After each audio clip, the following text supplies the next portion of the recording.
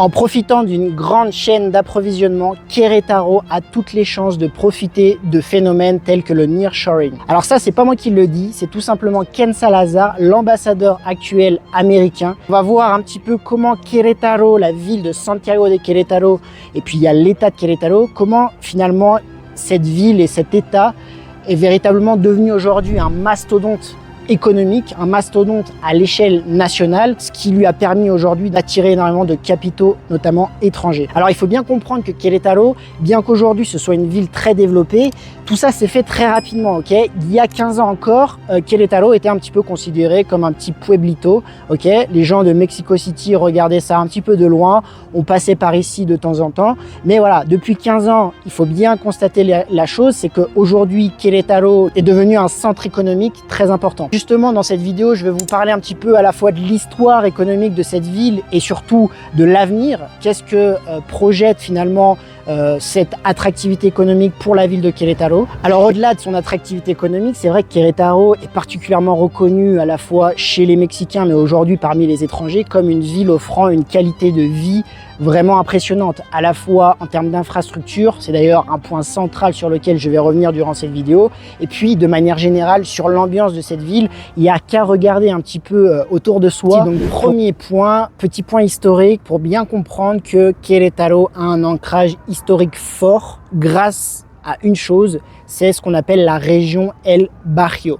Alors la région El Barrio, ça comprend 7 États du Mexique qu'on va dénommer la région El Barrio, et historiquement c'est une région très dynamique d'un point de vue économique. Donc qu'est-ce que ça veut dire? Ça veut dire tout simplement qu'aujourd'hui El Barrio bénéficie d'une chose vraiment très importante à l'échelle internationale, ce sont des infrastructures à tel point efficaces qu'on peut dire qu'elles n'ont rien à envier à des pays très développés aujourd'hui. Ça fait depuis de nombreuses années que le gouvernement et puis les gouvernements des États en question ont investi énormément dans ces infrastructures. Parmi ces infrastructures, qu'est-ce qu'on peut mentionner? L'autoroute, d'accord? Querétaro, El Barrio est finalement localisé sur des autoroutes vraiment très importantes à l'échelle du pays et je dirais même à l'échelle du continent, parce que en fait vous avez l'autoroute, la fameuse panaméricaine, qui est l'autoroute qui réunit ce qu'on appelle les Amériques.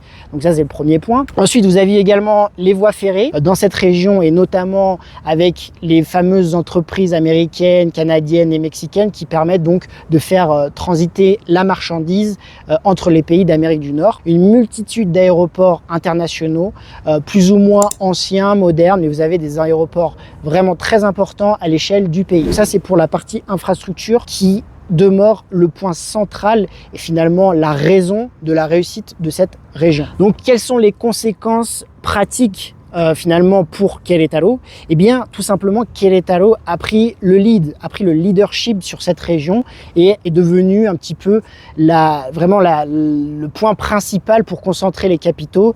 Donc l'état de Querétaro et la ville de Querétaro aujourd'hui est, selon la dernière étude de KPMG en 2024, devenu le point central pour l'expansion des entreprises et notamment des entreprises internationales. Ensuite, deuxième point très important qu'il faut bien comprendre, et ça fait la suite un petit peu avec tout ce qu'on vient de dire, c'est tout simplement que Querétaro est, on peut dire, un petit peu la tête de gondole des IDE, donc des investissements directs étrangers au Mexique. Historiquement, Querétaro s'est fait une place à l'échelle internationale dans l'industrie de l'aéronautique.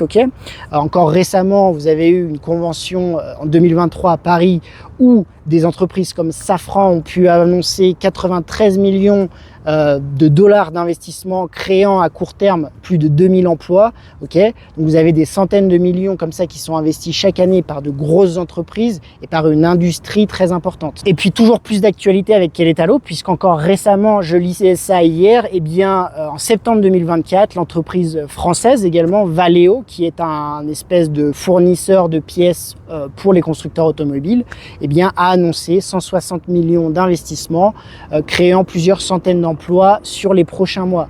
L'automobile est d'ailleurs la deuxième industrie principale de Querétaro et de cette région El Barrio. El Barrio, vraiment de manière générale, s'est vraiment fait connaître dans cette capacité d'attirer vraiment les constructeurs automobile à l'échelle mondiale. Et puis Querétaro a bénéficié donc directement de cela, soutenu tout ça par le gouvernement justement, une sorte de cercle vertueux, donc des investissements, des initiatives privées, renforcées par la suite par des initiatives publiques à travers des infrastructures. Ensuite, sur les perspectives d'avenir, les perspectives de croissance, parce que c'est bien là que le point est intéressant, notamment pour des éventuels investisseurs, et bien là encore, on fait le lien justement avec ce qui était dit en introduction avec le fameux ambassadeur américain qui parlait du phénomène de nearshoring.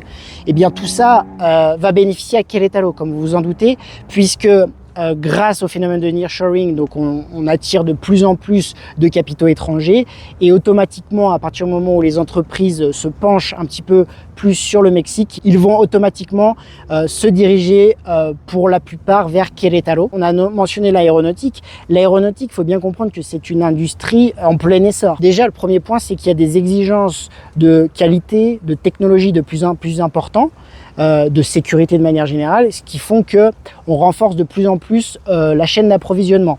Le deuxième point très important, c'est que l'aéronautique est liée à une autre industrie majeure et puis elle encore plus en croissance, c'est la défense. Okay, pourquoi la défense? Tout simplement parce qu'aujourd'hui, la situation géopolitique mondiale nous montre bien qu'on n'est pas dans la meilleure des situations. D'accord, il y a énormément d'instabilité géopolitique sur à peu près partout dans le monde, malheureusement.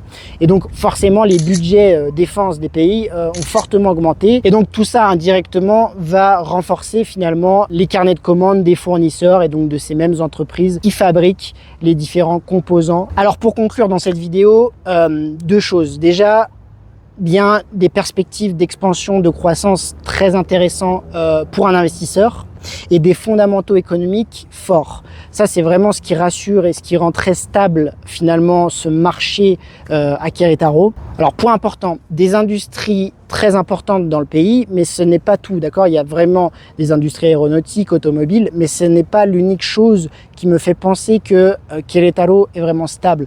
Pourquoi je dis ça? Prenons l'exemple par exemple d'une ville comme Monterrey que j'ai déjà pu aborder dans d'autres vidéos.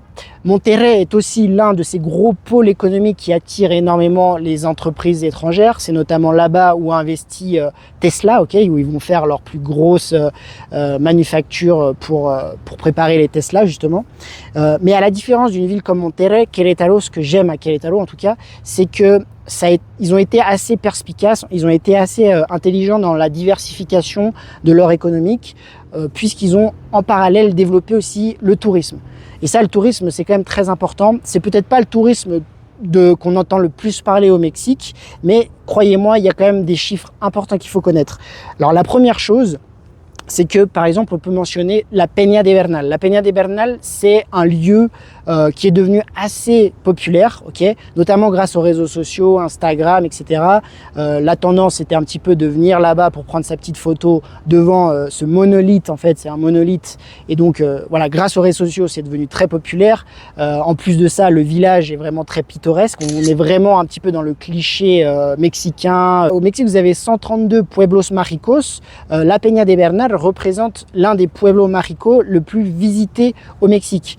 Tout ça, ça a été fait grâce, ou en tout cas en partie grâce au gouvernement qui a appuyé sur de la communication. Vous avez un pôle touristique dans la ville de Querétaro très important et qui investit dans la communication. Deuxième chose qu'on peut mentionner, c'est la Ruta del Arte del Vino y del Queso. Qu'est-ce que c'est ça? C'est la route de l'art du vin et du fromage. Donc c'est tout simplement un parcours qui existe dans l'état de Querétaro où vous allez pouvoir visiter des vignobles, des fabricants de fromage. Et donc voilà, aujourd'hui, qu'est-ce que ça représente? Ça représente quand même 1 million de touristes à l'année qui vont faire ce parcours. Et c'est pas rien. Donc vous comprenez bien que finalement cette diversification dans l'économie de Querétaro, eh bien rassure. Voilà. Aujourd'hui, on peut se dire qu'il y a plusieurs gros pôles économiques qui soutiennent cette ville. Voilà, c'est tout pour moi dans cette vidéo. Écoutez, j'espère que vous avez appris pas mal de choses sur le Mexique, sur cette région del Barrio et puis sur Querétaro. Vous avez bien compris que tout ça est très lié. Okay, l'attractivité du Mexique, l'attractivité de la région et donc Querétaro, il y a un grand ensemble qu'il faut bien comprendre, des phénomènes économiques qui sont en train de se dérouler. Et j'en parle tout simplement parce que tout cela crée énormément d'opportunités, notamment dans l'immobilier immobilier. Si vous avez un projet aujourd'hui au Mexique, n'hésitez pas à me contacter. Je me ferai un plaisir d'échanger avec vous. En attendant, je vous remercie de m'avoir écouté. Abonnez-vous pour ne pas louper les prochaines vidéos. Et puis moi, en attendant, je vous dis à la prochaine. Ciao!